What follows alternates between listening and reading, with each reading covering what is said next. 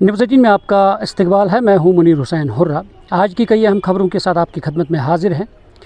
पहली खबर यह है कि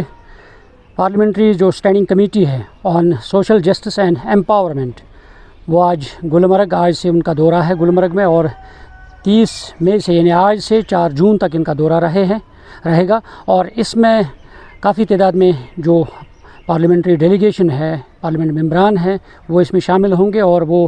ख़ास तौर पर जायज़ा ले रहे हैं, क्योंकि लगातार हमने देखा है गुज़श्ता कई हफ़्तों से लगातार अलग अलग कमेटी जो पार्लियामेंट्री है और उन्होंने कश्मीर के दौरा किया है, ख़ास तौर पर जम्मू कश्मीर का, और मुख्तलिफ़ मामलात का और अपने अपने कामकाज का जो जायज़ा लिया है, जिस तरीके से ये कमेटीज़ बनाई गई हैं। और आज जो सोशल जस्टिस और एम्पावरमेंट की कमेटी हैं वो इस हवाले से भी इन्हें जायज़ा लेंगे, मीटिंग करेंगे, और इसके साथ साथ जो स्टेक होल्डर्स हैं उनके साथ भी तबादले ख़याल होगा।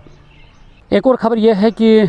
जिस तरीके से गुलमर्ग गंडोला में तकनीकी ख़राबी आई है और तकनीकी ख़राबी के बाइस जो गंडोला की सर्विस है वो मुअत्तल रही है, और अब इसका मेंटेनेंस काम जो है वो जारी है और उसको यानी जल्द ठीक करने की कोशिशें की जा रही हैं, ताकि सयाह जो है वो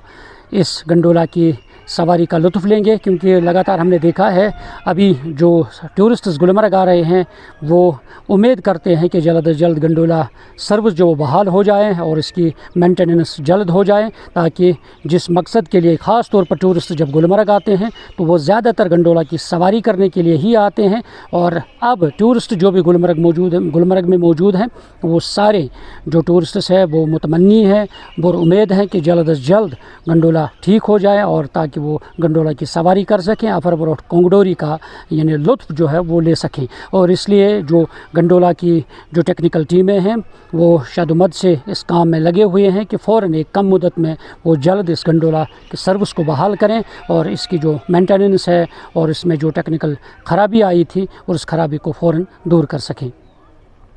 एक और ख़बर यह है कि जिस तरीके से कल तेज़ हवाएं चली हैं, उन हवाओं की वजह से गुलमर्ग में भी मुख्तलिफ़ मकामात पर मुख्तलिफ़ जो कदावर दरख्त है वो गिरे हैं, और साथ ही बाबा रिशी में भी मुख्तलिफ़ जगहों पे जो कदावर दरख्त है देवदार के वो गिरे हैं, और जिसकी वजह से जो ट्रैफिक की नकल हमल जो है उसमें यानी खलल पड़ा है और मुतासिर रही है। और यहाँ तक कि जानी नुकसान नहीं हुआ है, और ताहम गुलमर्ग में जो पेड़ गिरा है उसमें जो भेड़ बकरियाँ हैं वो हलाक हुई हैं। और इस सिलसिले में